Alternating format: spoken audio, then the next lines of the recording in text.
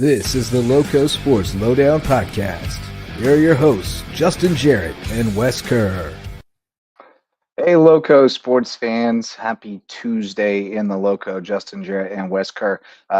Max Raj may be joining us a little later, but he is still at work in Beaufort. So he may be cutting it close with the early start tonight, getting it going at 9 o'clock because nothing on the calendar to speak of. We had the golf wrapping up earlier today. But nothing happening tonight except for stuff nationally, but nothing local. We had a signing today that I get to go to. Yeah, all daytime stuff though. So we were able to start early tonight. So a few things on the docket tonight. The big one is the last team standing in the Lowco, which is my Hardeeville Hurricanes boys soccer team, and we've already got one team member in the green room now and waiting on another to arrive. But we'll be talking with Saul Ramos and Efrain Tinoco, two of the stars and leaders for the Canes soccer team that will play for the state championship tomorrow, or Thursday rather, in Class 1A against Dixie, 2 o'clock at Memorial Stadium in Columbia. So we'll be talking with those guys. Then this afternoon, you were able to get over to a signing for state champ we celebrated over the weekend, Earlon Baker, signing with Charleston Southern. So we'll check out some footage, photos from that in an interview with Earlon that you were able to secure. And also big news from across the globe for a Lowco boy, Ryle Owens, with the finals MVP award basically in Jordan, correct? He's playing in Jordan now, Jordanian Premier League. Basketball League. Yeah, so best season yet on the pro circuit for him, and we'll talk a little bit more about that. And definitely going to try to get Ryle on the show when he gets back stateside, which should be soon.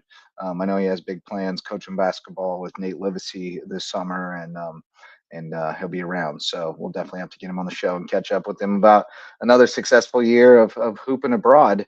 But how you doing, Wes? You're repping tonight, repping Davidson, repping the Hardeeville Hurricanes, but your Canes are also playing tonight, so big night for you. Yeah, just getting started with that series against the Florida Panthers, so I got that on and got geared up because your Hardeeville Hurricanes are taking on Dixie on Thursday in the 1A championship. So I'm absolutely pumped for you and that team, and looking forward to talking to some other guys on that squad. But man, that was one of the best signing ceremonies we've ever been to.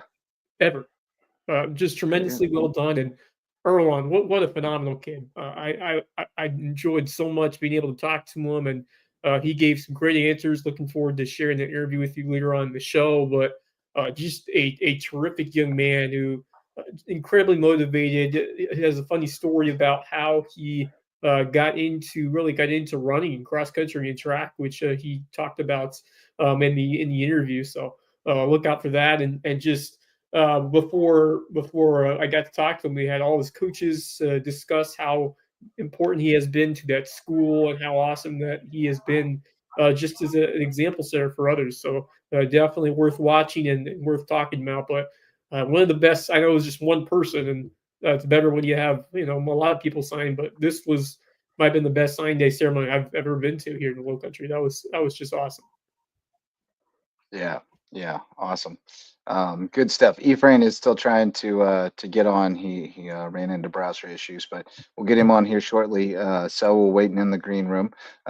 But two of my favorite guys that on this team, and I can't wait to talk with them and let people know more about this team, because I've really fallen for them this year. They're so much fun to watch. They're just really, they play an exciting brand of soccer. And you've gotten a little taste of it. You've gotten to see a little bit of what they're about, and we've shared some highlights as well. But they're just a bunch of outstanding young men who really have banded together, and they've had some adversity. I mean, we talked about the tough schedule that we went through. Blake Rayleigh weighing in. Nice visor, Wes. Yeah, you noticed. We talked a little bit about the tough schedule that we played early, and I started doing a little bit of research on it earlier today, and was just looking back on it. And we started 0-6-1, and the one was against 5A Berkeley, and we were outscored 28-4 in those games that all came in a 15-day stretch. I mean, it was a murderer's row. And when we were able to weather that, And I heard Coach Wright say today on the press conference that he felt like, he was close to losing his team. It was getting close, and they were able to kind of keep it together, and then when they turned that corner, there was just no stopping them. So we'll talk to the guys about how close he came, to kind of letting it fall apart, like how close did they come to fracturing. But everybody stayed on board, and everybody bought in, and Ephraim's still having some technical difficulties. He's downloading Chrome now, so it's all good. We can stall and talk about other things until he's available. But yeah, they've had a tumultuous season. Our starting keeper early in the season, Fernando Tinoco, who's Ephraim's brother, he suffered a concussion, took a shot to the back of the head coming out on a ball out on the edge, and he was a little gun shy, obviously, and he didn't get back in goal. We moved him to back line. And Jaden Cruz stepped up and has done a great job in goal.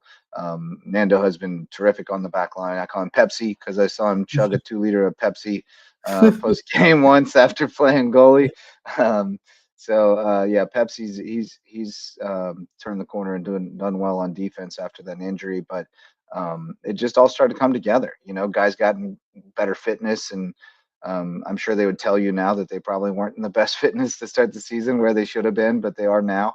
And guys are banged up and playing through injuries, but still battling and still playing on the last day of the season against Dixie, which it sounds like, listening to them, different kind of deal. I think they expected to be there.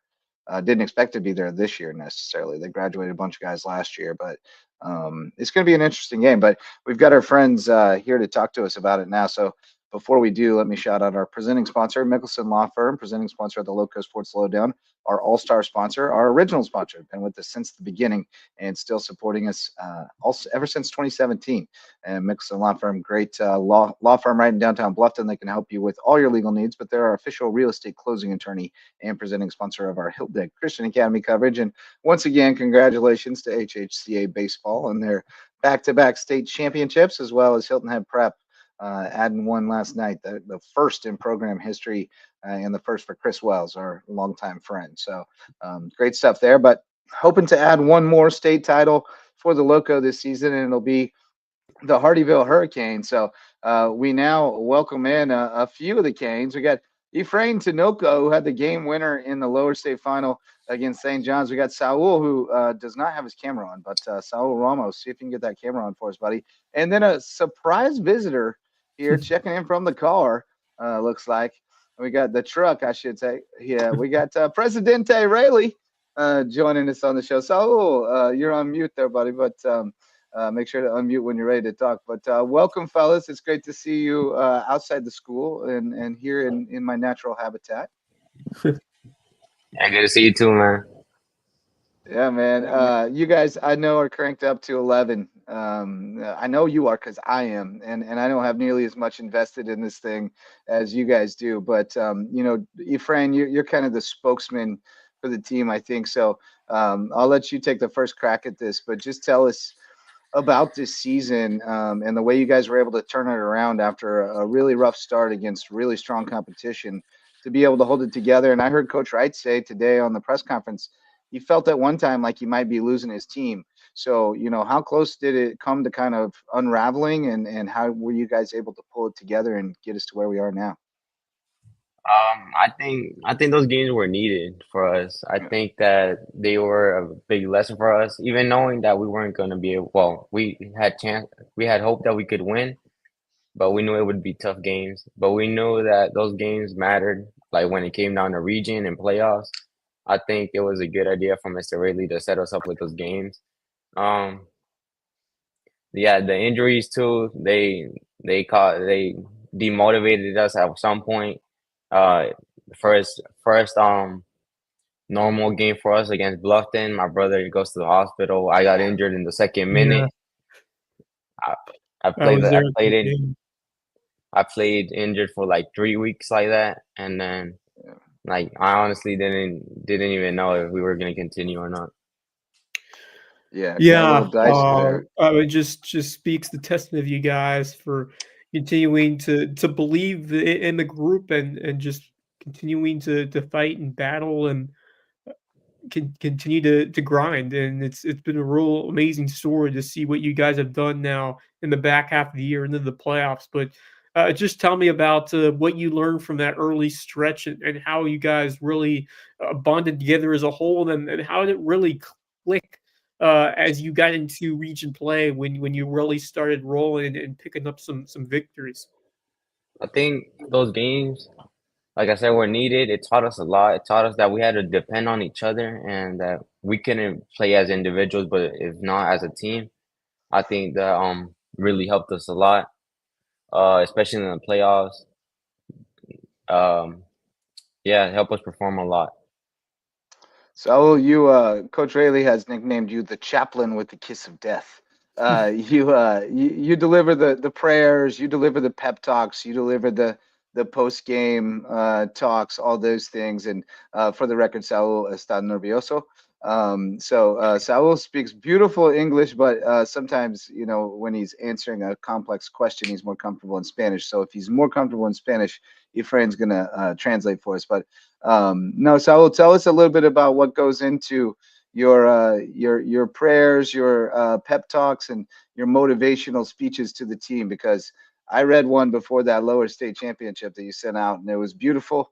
It said all the right things, and it seemed to motivate the boys to be their best. So tell us a little bit about your approach to that role on the team. Decime, loco, ayúdame. Básicamente te preguntó que cuando oras, o sea, ¿qué sientes? ¿Qué es lo que te motiva cuando oras? O cuando motivas al equipo antes de los partidos y después de los partidos. Nada más What you got, Efrain? What you got, Efrain? No, I was just translating for him. Oh, okay. Yeah. What did he say?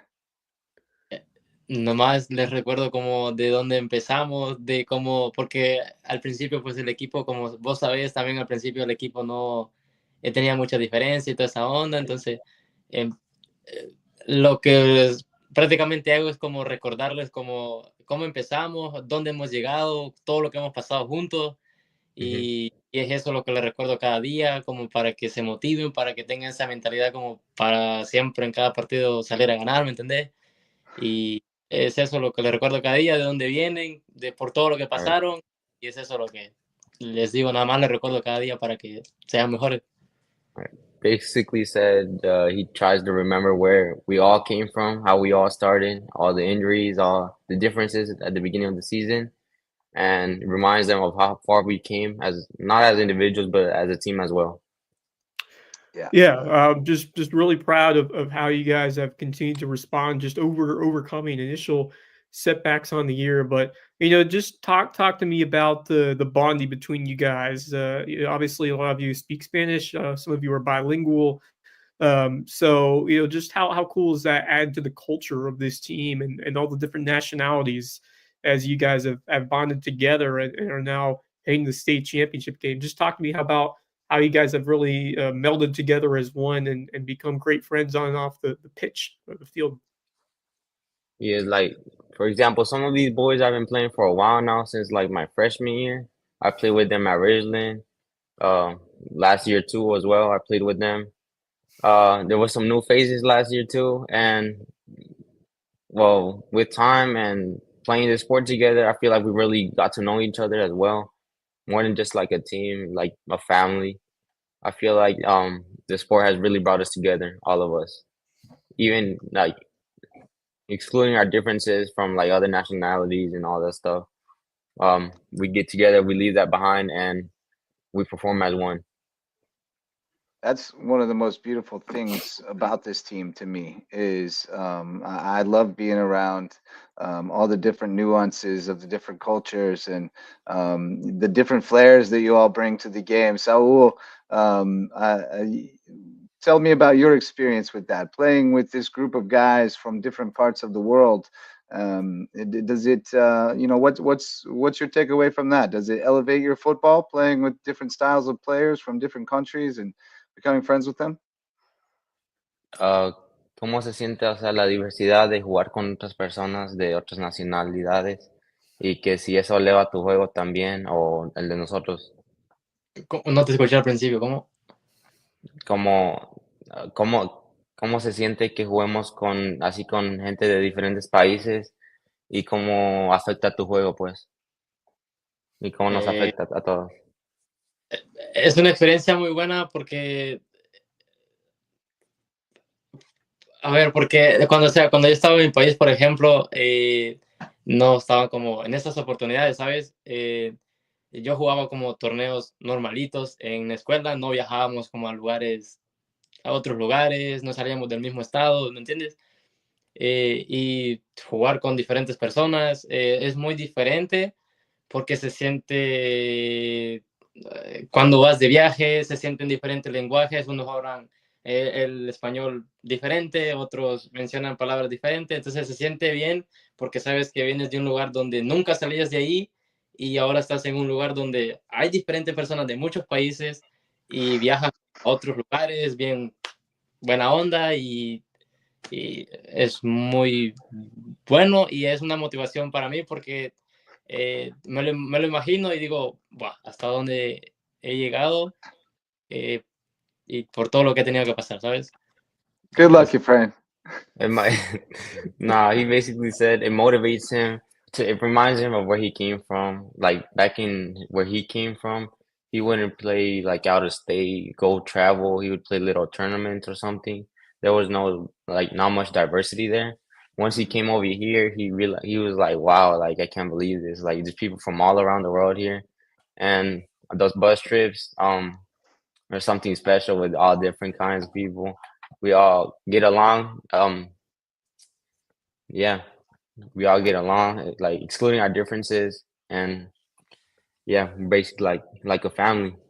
You can see That's why really Saul cool. is the chaplain. He speaks beautifully in his native language and so passionately, and he gets the guys really fired up. But Efrain, on the subject of bus trips, sorry Wes, I know you have another one, but No, you go ahead. on the subject of bus trips, on the way home the other night, we stopped off at the Circle K over there in the country, you know, in the speed trap. I don't remember which one that one's called, Jonesboro or something, but what is it, Riley? Jacksonboro. Jacksonboro. That's it. Over in Jacksonboro, the Circle K. And I'm not kidding when I say you must have shown your game-winning goal video to at least 30 strangers and gotten at least 30 high fives. Tell me about that experience in the gas station the other night. How much fun that was, just being celebrated by all these strangers. It felt good. It felt like I was low key proud of myself, like how far I came. It made me look back to like times where like playing at Ridgeland, like we could never make it this far, and now here in Hardeeville, I hit the game-winning goal. I didn't believe in myself, so it was like a cool experience. Like I would go back and wish I could experience that again. It was so fun. It was so cute to watch you showing it to everybody, and everybody wanted to see that thing too. It wasn't Yeah. like you were having to twist their arm. They wanted to know about it. Everybody was all in. Here's the goal. I did not get the best framing on it, but Efrain gets the job done. And there you go, Rayleigh. You shouldn't be locoing and driving, Garzone says. But, Who you know, said we've that? gotten away with it before. But Misa Garzone, a great No. supporter of you guys. He says, "Go Canes."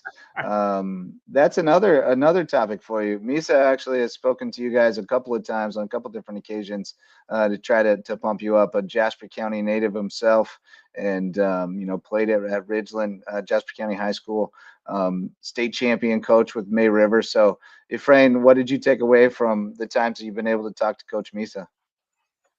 I feel like motivates us a lot. It shows us that he also came from a small town like Hardeeville. He shows that we're capable of accomplishing this game on Thursday, and he really pushes us. Yep. And it feels nice to have a supporter from another school too. So You think that a lot of the other, you know, just you see you're on social media. You're you see other schools, other players from other schools. Have they given you some love and support? Because you guys are repping the whole Lowco right now, the last team standing. So That's right. just talk about if you got other support from other schools and other athletes around the Low Country. Yeah, I've had some friends from Bluffton telling me good luck. Ridgeland too, including Ridgeland. I had a lot of Ridgeland people, like people I played with, like congratulating us on the win and hoping the best for us. Nothing but the best. Well, that's the other cool thing is, you're talking about the relationship that you've developed with all these guys and through the game, but it's not just them. I mean, Jasper County boasted 3 of the last 4 teams standing in 1A lower state. And it was your buddies. It's the guys that you play with all fall in the local, Sunday leagues and stuff that they go to Royal Live Oaks or they go to Ridgeland.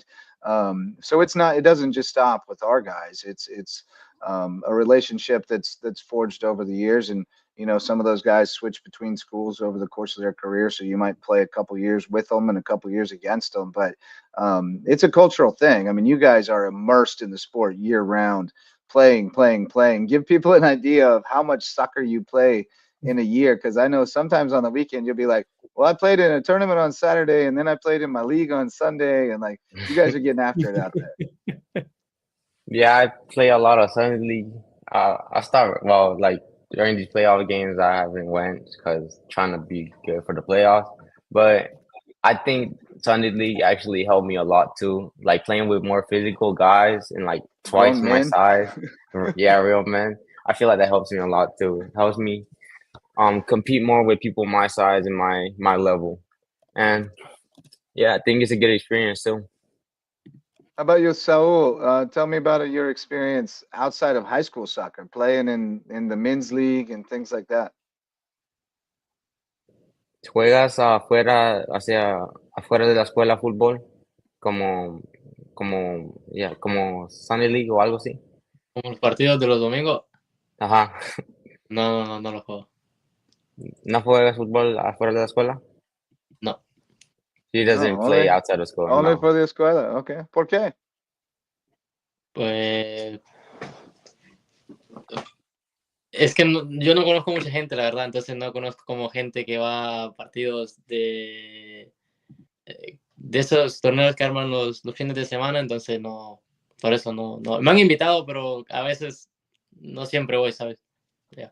He said they've invited him before, but he doesn't know many people in the tournament. So the people that set that up. Well, that's why we got to get a Los Canes team or Sunday League villains, team? one league villains, one L villains, and put a team together and get them in the Sunday league, eh, Rayleigh?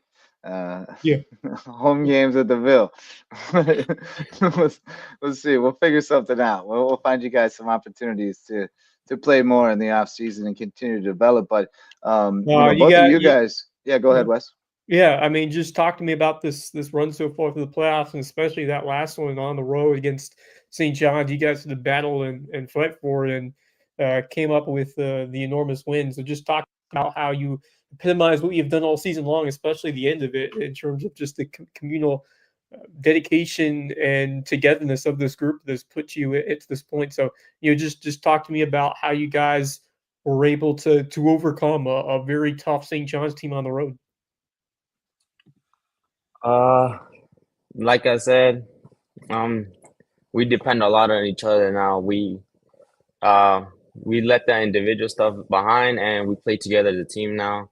We try to help each other out a lot, motivate each other. Like I said, at the beginning of the season, we struggled a lot. We had some unfortunate events, fortunate injuries as well.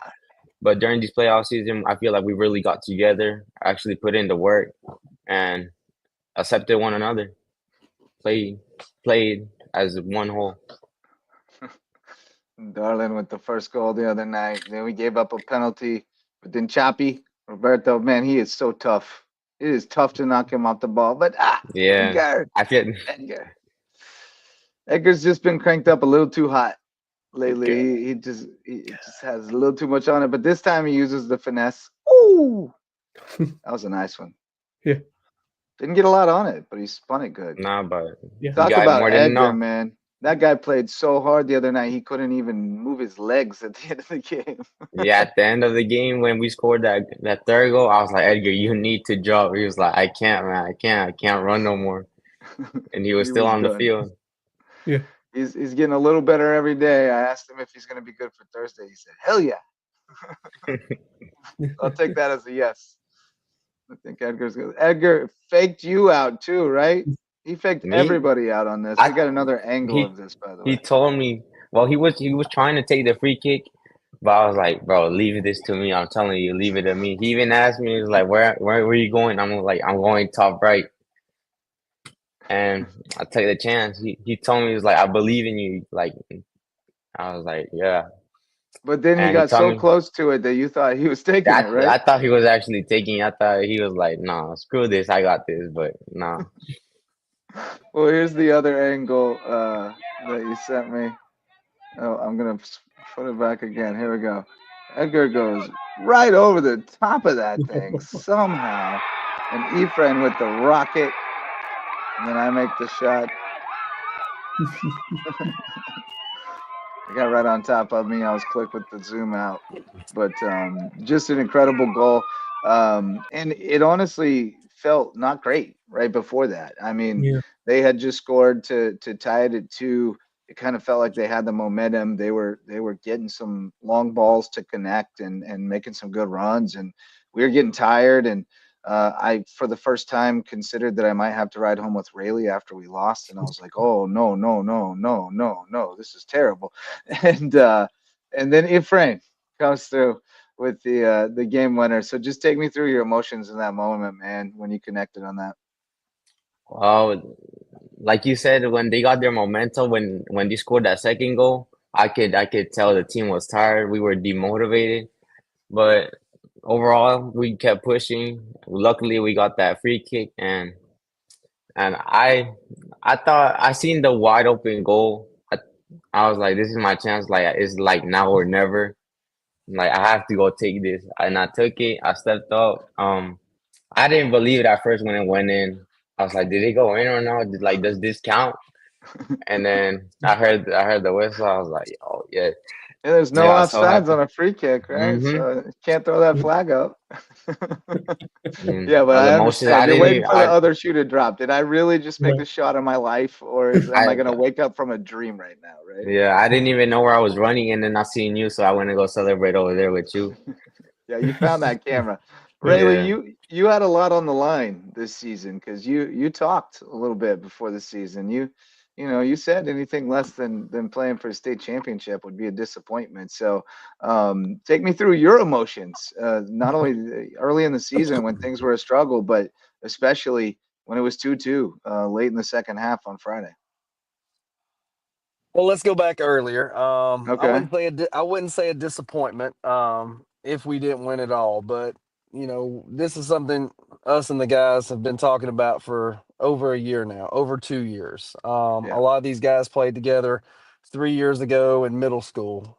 Made it to the Final Four when we were still in the Beaufort County Middle School Conference. Lost in a thriller to Hilton Head at the end. Put a tough schedule together last year as the JV team. Not playing anybody less than 3A opponents.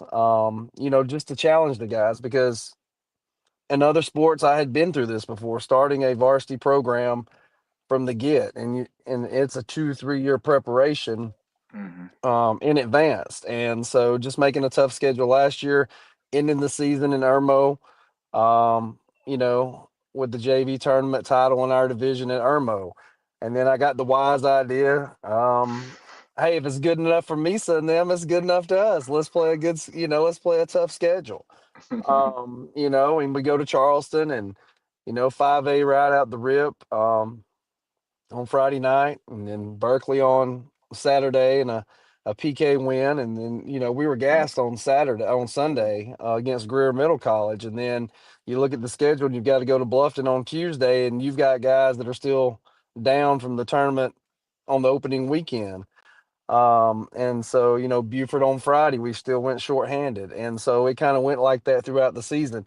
Ephraim missed, you mentioned he got hurt, and I missed the Yep. start of the game at Bluffton that night. And I walked on the field, and I'm like, why is Ephraim on the sideline in excruciating pain? Like, what did I Not miss in good. 2 minutes? Like, really? And even when we played May River, the first time, Ephraim had to play goalie. We didn't have a goalie that That's night. right. I And I forgot was like, about Ephraim, that. you ever play goalie? And he was like he wasn't even going to play that night. And Ephraim, can you play goalie? I mean, I'll try. So I mean, it was kind of like that throughout the season. And there was a lot of times I'm going, what did I do? I mean, really did. Like I started Yeah, blaming I myself. can I started attest to question. that. He I asked started me straight question. up, what did I do? I messed up. And yeah, and so, but at the end, I mean, the teams from Hardeeville who have made championship runs, girls basketball 2 years. We Yep. kind of did the same thing when they were in 10th grade. We made a tough schedule for them that first year of JV, knowing what was coming. The same thing with football. We always played the Bluftons and the Hilton Heads and the whoever's and the whoever's. Trying to prepare yourself for the region because you play in a tough region. We do play in the toughest region in 1A, between us, Royal Live Oaks, and Yeah. Ridgeland. And people will tell you any of those three teams could be sitting where we are right now. Yep. Very easily. Looking at Thursday. And so you play the toughest region in the state, you play the toughest schedule in 1A. There's probably, outside of your top 2A schools, there might be that schedule might have been tougher than some 2A schedules, even 3A schedules, besides your top tier teams, obviously. And the guys never quit. That was the thing about it. Even in defeat, they don't like to lose. Absolutely. But they never stop believing. And so, that's a testament to them. They're great soccer players, but at the end of the day, they're better men than they are soccer players. Yep. And we Key. have we have some great times. They're a part of your family. They become part of Yep. your family. And Absolutely. these two guys, are two of many Yep. that I look at like sons, and Yep. so, they have kept the team together. And Saul is the chaplain. Yeah. Ephraim is the leader. I mean, Yep. and people look to those guys for inspiration, and they carried the team. And I think it's kind of fitting that we ended the season last year in Columbia, right outside Columbia at Irmo. And so here we are this year. And we talked about that last year at when we left the field at Irmo. We will be back here next year. And that's kind of been our motivation, I think, the entire season. It's been awesome. It was Yeah. a close call with Green Sea Floyd's in that first playoff game. They kind of caught us flat-footed a little bit and gave us a heck of a game. But Tilapia Darlin was able to get the game winner in that one, and then of course took care of business against Ridgeland, which I know you guys were a little anxious about. A third meeting with your rivals, but came through it great, and then a heck of a battle at St. John's. So you guys are well tested. Ephraim, what's the game? I mean, don't give away the game plan, but what do you guys have to do well on Thursday to hoist that trophy and make El Presidente proud? Yeah, I think communication. We gotta communicate more on the field, on and off. Like we gotta go wake up that day with the mentality that this is our trophy. That next year the banner is not gonna say state runner up, but it's gonna say state champs. Saul, Yep. Go ahead. Saul, tell me about Thursday, Thursday against Dixie. viernes. Yeah, that's Friday. ¿Qué Oh yeah, cosa? Lo mismo que Planeas para el yeah. viernes? My ¿Cómo? bad. Thursday, ¿Cómo que Jueves. Thursday. planeas para el viernes Jueves. antes del partido? ¿Qué crees que necesitamos para el partido? Eh, lo mismo que vos dijiste, la motivación, la comunicación, que es muy importante para el equipo y es todo. La motivación y la mentalidad, más que todo, porque creo que la mentalidad es muy importante para cada partido y más como para el jueves, que es muy importante para nosotros, para la escuela, para el director. Así que creo que la mentalidad es mucho más importante y la comunicación, claro, como dijiste, en el campo. Yeah. Communication Motivation, is key. communication, and mentality for Thursday. Yeah. You Absolutely. gotta have Yeah. to get going on the right foot and trust each other. I mean, that's so much of the battle. Yeah. Like you guys certainly have developed a lot of trust in your teammates, and it's been really cool to see everyone get better as the season has gone along. Do you really think you guys have just been better in terms of Oh, communication, and has that driven your overall play as a whole? Just to be able to know where everyone is and to have that mindset of we know what we need to do to get things rolling in our direction. Yeah, I think it was needed that we had to play those big games to learn how to trust each other on the field and off the field as well. yeah. Um, I mean, yeah, I can speak to that because I mean I saw you guys early in the season, and obviously I've seen all your games here lately. It's night and day. I mean the play the last few games has been so beautiful and so seamless and so unselfish, and you know it's been noticeable the growth in the team and in the mentality and the mindset over since the start of region play really. And even early in region play, you know, I mean, you guys were still kind of licking your wounds a little bit, but right now you're really hitting on all cylinders. And, you know, I think if you play your game on Thursday the way you have the last couple of matches, that Green Sea Floyd's match, I think that was a little bit of a wake up call, but the way you yeah, played the last two matches has been really different. And I think if you continue that, you'll be fine. But do you agree? Wake up call against Green Sea Floyd's a little bit of a scare. yeah. They caught us off guard. Uh, I don't think we were in the right mentality at the moment, and they took us to like Golden goal. Yeah. fourth Yeah. extra time. I think one half before penalties, and we really didn't want to go to penalties. So No penalties. No no, penalties. I've got somewhere Darlin's game winner from that one, but I'm not sure where it is. I'd have to dig it up. But that was a good one. That was a good one. I was very happy, very relieved that Yeah. night to fight on to the next one. So Indeed. well guys, thanks so much for spending some time with us, and I'm so happy for you guys, so proud of you guys, no matter what happens on Thursday. But I have a really good feeling that it's going to be a happy ride home with Presidente Rayleigh on Thursday. So we'll see you boys at school tomorrow. But thanks for staying up late with us, and congratulations on all you've done so far, and best of luck on Thursday. thank you, man. Hydrate and film. Hydrate and film. All right. Hydrate and film. Hydrate and film. I'm All watching. I've been watching film on my electrical classes right now. So right. There we go. All right, boys. Be well. That's Efrain Tinoco, Saul Ramos, and Presidente Rayleigh checking out on the Loco Sports Lowdown tonight. But great to talk with those guys. I love those guys so much. They are terrific young men. And like Rayleigh said, two of many. There are a bunch of kids on that team that are really outstanding individuals and representatives for our school and for the Loco. So really excited to accompany them and be part of the official party for a state championship game. That's a pretty cool feeling. Hopefully we can come home we're coming home with the trophy. Hopefully we come home with the big one. That's the thing.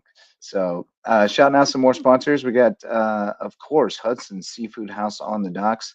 Back for another round on the Loco Booster Club. Great place for seafood, sunsets, and cocktails on Hilton Head Island. I hear the po' boys are best if you get them Andrew style. And they're also the presenting sponsor of Under the Bus. New episode aired last night. I was sitting in for Rich Basirko. I got in a couple of good lines. I'm not going to lie.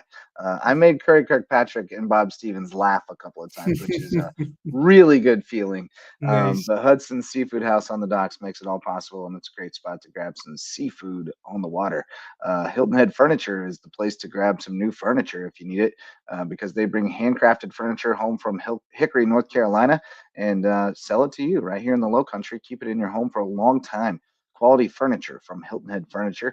And HHI Windows and Doors is on board. Coach Barron, the old basketball coach from Hilton Head Prep, won a three state championships, and then called it a career. And now he's started a new one, selling windows and doors, improving your view of the Low Country at HHI Windows and Doors.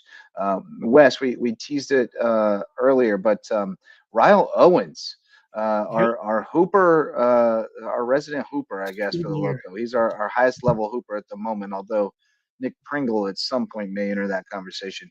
But Ryle's been overseas for 3-4 seasons now. Oh wow! Yeah. He's had a pretty good run. He was in Israel for a little while. He's now in Jordan, and you came across this morning, and then I saw it on social as well. The finals import MVP for the Jordanian league. So, which essentially is the league, the finals MVP, right? Yeah. Because it's Now, what it looks like here is that they did not win the championship, but he won finals MVP, which is a rarity if that's the case. I saw he tweeted or sent an Instagram post. It was a silver medal, so I assume that they lost the finals, but he won the MVP. That's how about that? Yeah. Yeah. Yeah, championship appearance, he says. Yeah. So that would be accurate. Not the impressive. champ, but the MVP. Yeah. Yeah, you got to be pretty special. Yeah, it doesn't happen very often that the MVP is a member of the losing side, but yeah. There we go. Yeah, year 4 overseas coming to an end, and he thanks everybody, of course.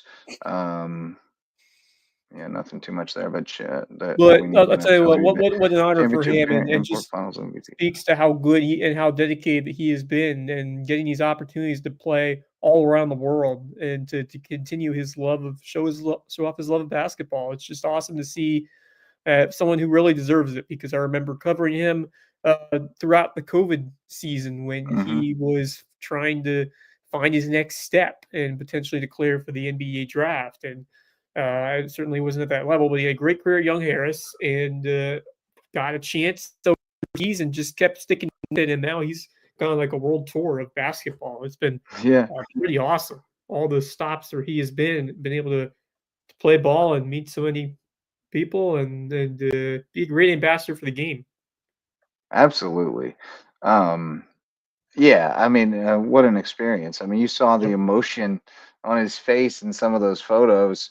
I bet the crowd loves him too. The fans love him because he's a showman, and he puts up points and hypes up the crowd. Like he's probably walks around like a legend over there. Like I guarantee he doesn't have to buy himself a beer or a lunch around town because he's very recognizable, and good looking young dude walking around town and balling out.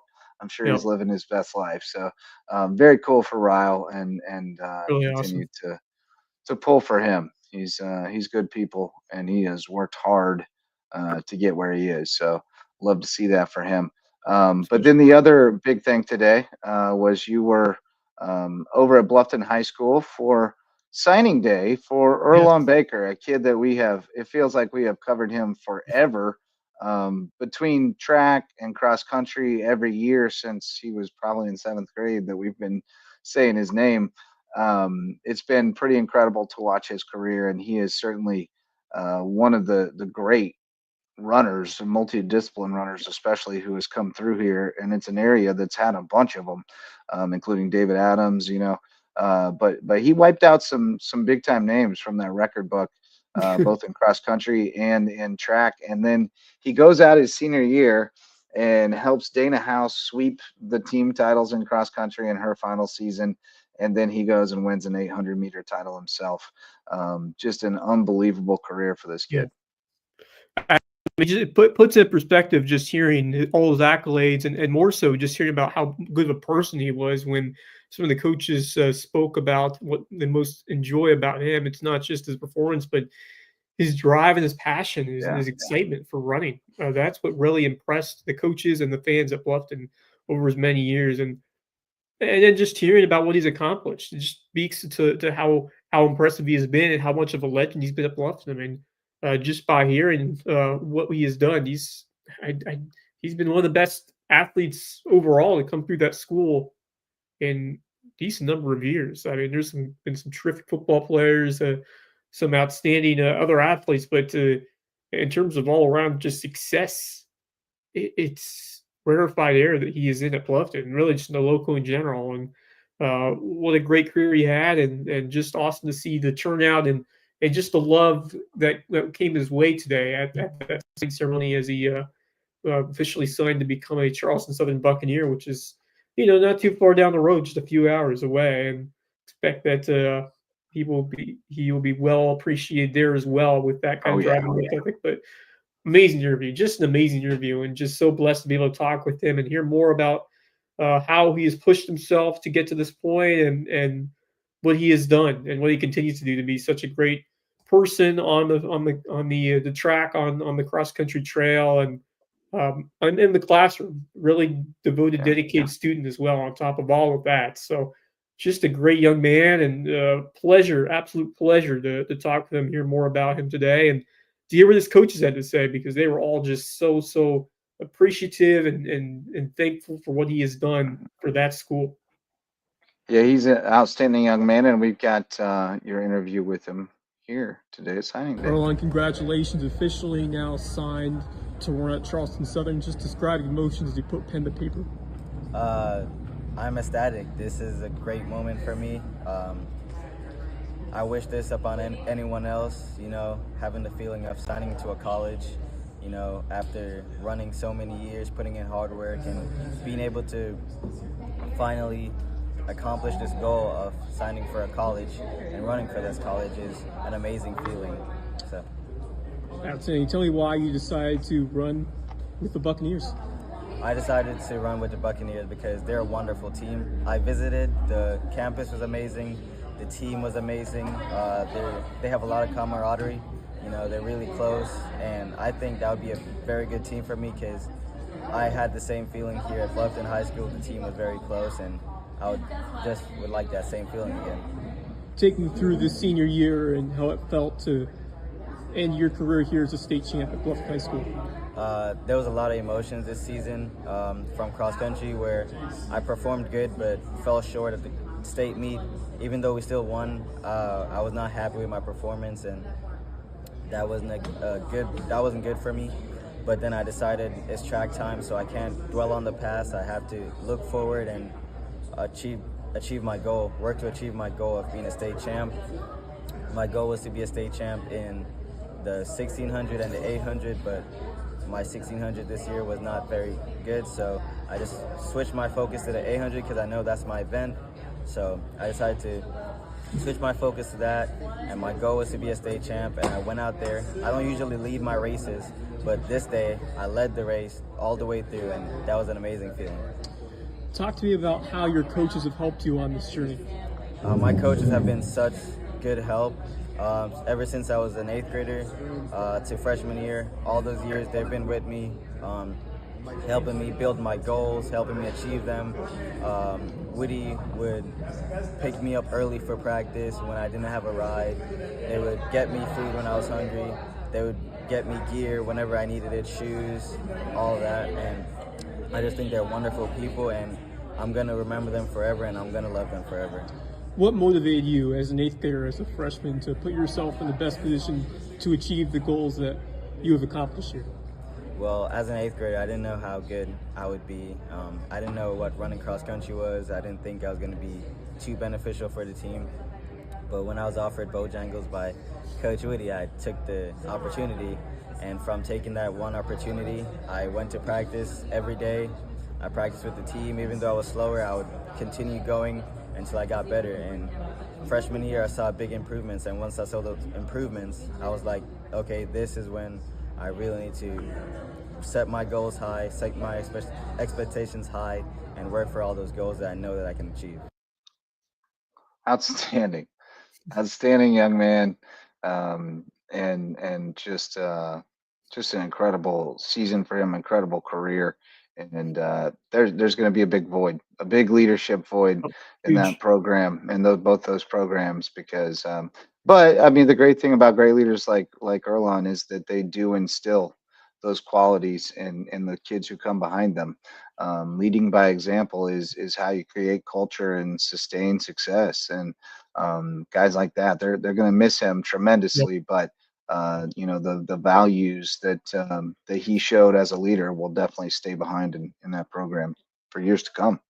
Yep. I mean, that is building not just a culture, but someone who those younger runners can look up to as an Yep. example setter, someone that you can model your aspirations after. And what an amazing young man who has just done it all the right way. And talk about just the Bojangles being the inspiration, I guess, at some level to get him on the track at the beginning. But once he found that urge to keep doing it, it was second nature for him. And from then on, he kept putting on a show at those meets. And just the ability to win it that last year, the 800, as he focused on that and got it done. As some of the coaches mentioned, that was the dream that he set out to do, and he got it that last year after, so a little bit of adversity throughout, but just showing off how capable he was. And when you put that goal to fruition and get to that next level in your sport, that's everything to achieve that, and then get an opportunity to the next level. What an amazing young man! All the amazing intangibles that he'd like, and the coach said best. It's going to be hard to find another person like an Earlon Baker. That is someone that doesn't come around very often. So that's a huge void in left, which is it's a good thing, but also a bad thing, because you don't like it to be over, but at the same time, it provides a lasting legacy for your program to have a guy like him. Yeah, absolutely. And doesn't stop here either. I mean, every time one of your kids goes on and excels at the next level, that's another way to blaze the trail and add to the legacy and add to the value that you bring for the people who come behind you. I mean, you're still representing that program out there, and it's going to make it easier for the kids who come behind you to find their way if you have made a name for yourself and performed well, and in doing so made a name for your program. So Earlon will represent Bluffton and the Lowco exceptionally well, as he always has, and we look forward to great success for him up the road in Charleston Southern. So we are nearing an hour, so we'll get to the last sponsors and then get into our parting thoughts. Base Hit Life is our baseball and softball themed apparel sponsor. Live your best base hit life and get outfitted for the diamond at basehitlife.com. Dr. Ambrose Cole, the official chiropractor of LowcoSports. Find him at Rooted Living Wellness in Bluffton, and he'll get you feeling right, mind, body, and spirit. Reverence Wrestling Club, our official wrestling sponsor and presenting sponsor of the Lowco Grind. Barefoot Floor Care of the Low Country. They'll get your floors so clean, your feet will thank you. And Jay's Barbershop, the place to be in Ridgeland, whether you need a haircut or not.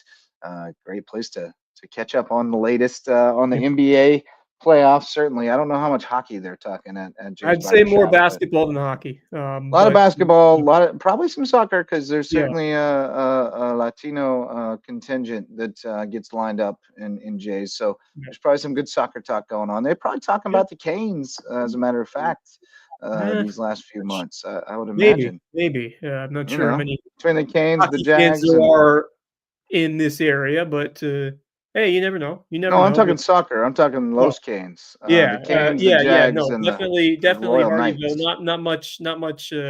Not much hockey, as I said, but definitely maybe some. No, I mean Jay. Big Jay. He's from New York. He's a Knicks guy.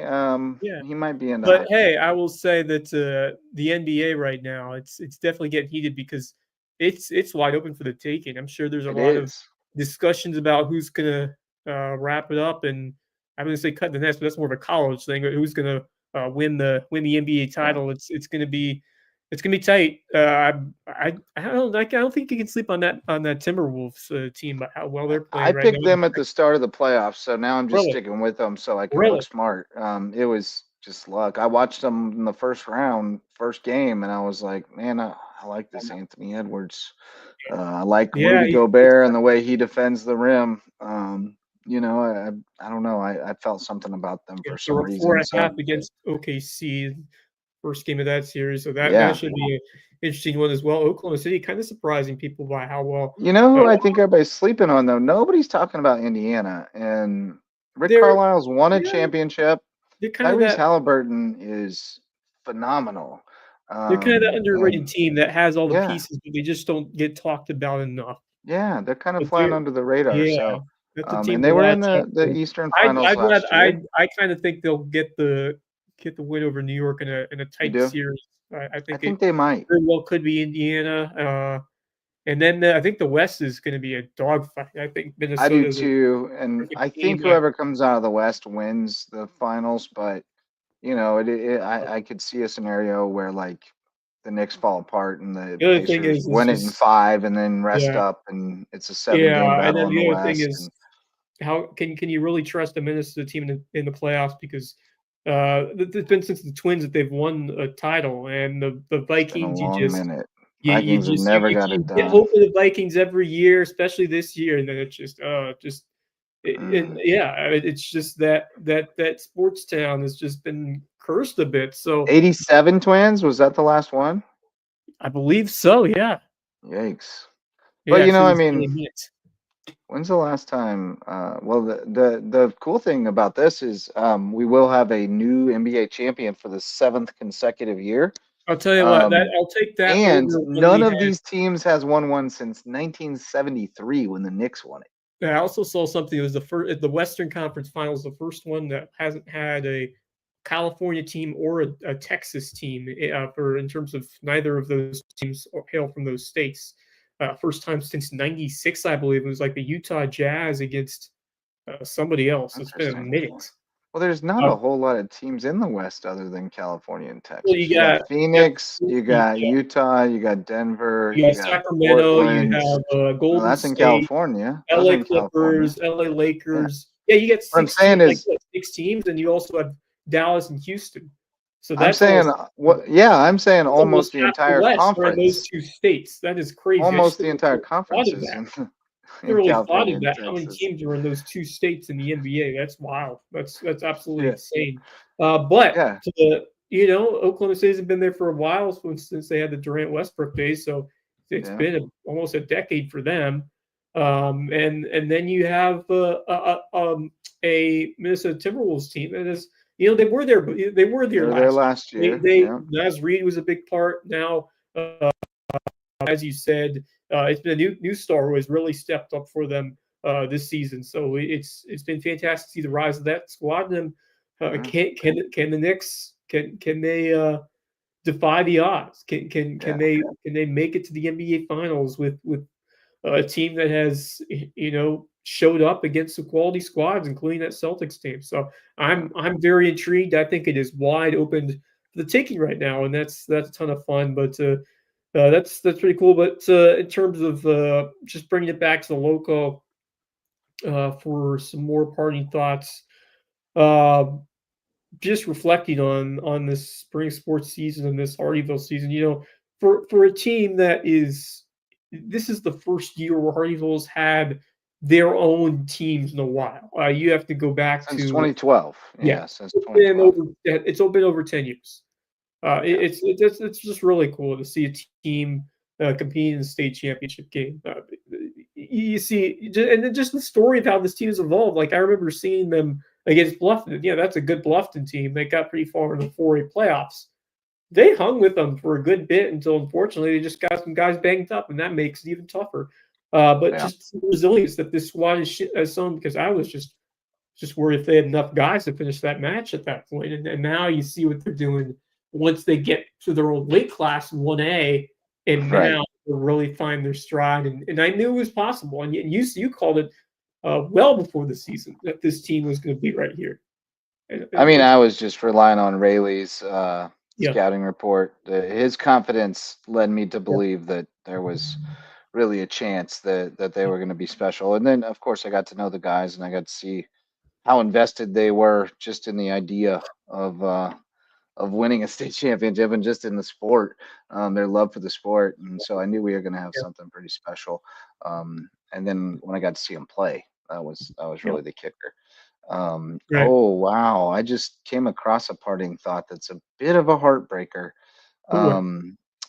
I don't know if we had talked about the fact that Michaela Primo was in the portal, USCB point guard who sat out all this last season with injury, but it's worse than that. She's out of the portal. She's going to Aiken. She's going to the rival. Wow. Oh, that hurts. Oh my. Also, in other portal news, Marcus Overstreet back in the portal, and he is back out of the portal at San Jose State. Oh, so Marcus Overstreet yeah, moving out west. Yeah, nice. Good for him. Good But for him to get to that D1 level. But I'll tell you what, that's well, he was at pretty cool. Mercer, so he was already D1 in. But Yeah, well, I mean, a team that has a team that has competed in the tournament. I mean, much more than Mercer. So that's a quality basketball school. San Jose State's a team that you have seen play in multiple NCAA tournaments. So it's a step up. true. So Yeah, I would agree with that. yeah, but that hurts to see Primo not just leave your team, but go into your rival. And just that's the stuff that breeds rivalries, isn't it? That's True. well, I think Now that it gets to be Courtney Campbell going head up with Primo next year when Yeah. Aiken comes to town. Or perhaps Tanaya Bowman going head up with Primo, former teammates. It'll be fun. It'll definitely add to the to the mystique, the intrigue Yes. when Aiken comes to town. So I guess that's our parting thought for today. I got nothing else. Yeah, That seems like a good way to end it. Yeah, So good luck to your Canes. What's the hopefully, status right now? The Canes on the ice are down. Hopefully, the Canes on the soccer pitch will get off to a better start in their match on Thursday, and I kind of like their chances against this Dixie team. We will probably take tomorrow night off. I don't see any. I don't see any need for a show tomorrow night. So we will be back to recap our final big event of the sports season, and it will be a 1 o'clock kickoff. Yeah. Actually, they've moved it back to 2 o'clock now for some reason. It was 2, and then they moved it to 1, and then they moved it back to 2. So latest news is 2. At Memorial Stadium. It'll be streamed on NFHS Network, of course, and we'll keep you posted on the HVL Canes News Instagram. We'll have stories on there, so keep tabs there, and then we'll tell you all about it Thursday night on the LowcoSports Lowdown. So I'm pumped. I'm pumped for you. I'm pumped for Ryle. I'm pumped for those guys. Me too, man. They look ready. I gotta come. I also go back and watch the presser today that I missed out on. Yeah, we had Efrain on there along with Coach Wright, and then Jason Villatoro, who, like Saul, got a little nervous, but he didn't think to have someone translate for him. He just kind of went deer in the headlights. But it's all good, man. It's Saul was nervous tonight. He told me, "Thank you, I was nervous, but I'll get better." And so we're gonna do more mock interviews and stuff to try to get them more comfortable answering in English, because when you just speak with them in English, they speak beautifully. But the processing and trying to communicate a complex thought in your second language can be difficult. So that's why I offered Saul the option for translation tonight, so that he would feel comfortable enough to join us and add his insight. And anybody who understands Spanish knows that man speaks very eloquently and is a great motivator. It's a beautiful language. Beautiful language. I'm learning it better and better all the time. Saul and I have a pact now. Oh, one more thing I meant to talk about that's the other thing I talk about. I've taken a bunch of years of Spanish, but I even when you've been well educated, when you're not like exposed to native speaker, it is, if you're not a native speaker, it is hard to just comprehend it when there are guys talking. It's just you really got to be immersed in it to go on a broad trip in it, to a Spanish speaking. Or take a job teaching in a local public high school. I mean, I'm not kidding. Mi español está mejorando porque tenemos muchas latinas y latinos en la escuela. But no, for real, like just being around it and being able to try to speak a sentence, and then when you get stuck, ask them the word so that you can put a whole sentence together. And it's a two-way street. I mean, again, Saul and I have agreed to help each other learn the language so that we can all communicate better. So it's been a beautiful year at Hardeeville. We've had ups and downs, certainly, but we are riding really high right now on the backs of these boys, and I hope that they can deliver a huge exclamation mark to what's been a great year in the Ville and set us up.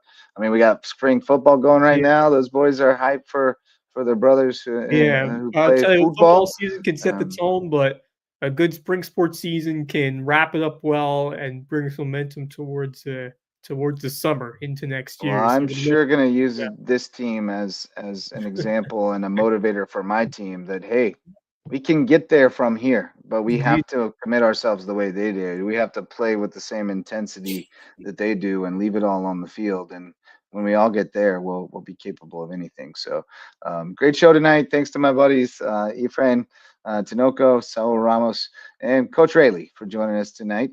Thanks to all of our sponsors, especially the OGs, Mickelson Law Firm. They keep us going and keep us growing, and we hope to have more sponsors coming on board soon. If you'd like to join us, get in touch, info@LowcoSports.com, or find us on the socials, and we'd love to talk to you about becoming a sponsor and supporting what we do here, shining a light on teams and student athletes, making the Lowco proud. For Wes Kerr, I'm Justin Jarrett. We'll be back Thursday night. Until then, go Lowco. The Lowco Sports Lowdown podcast is a production of Lowco Media LLC and LowcoSports.com, an independent media outlet providing grassroots local sports coverage in the South Carolina Lowcountry. We are sustained by community support from sponsors and patrons like you. Get in the game with a monthly pledge of $1 or more at patreon.com/LowcoSports to keep us going and growing. Go Lowco.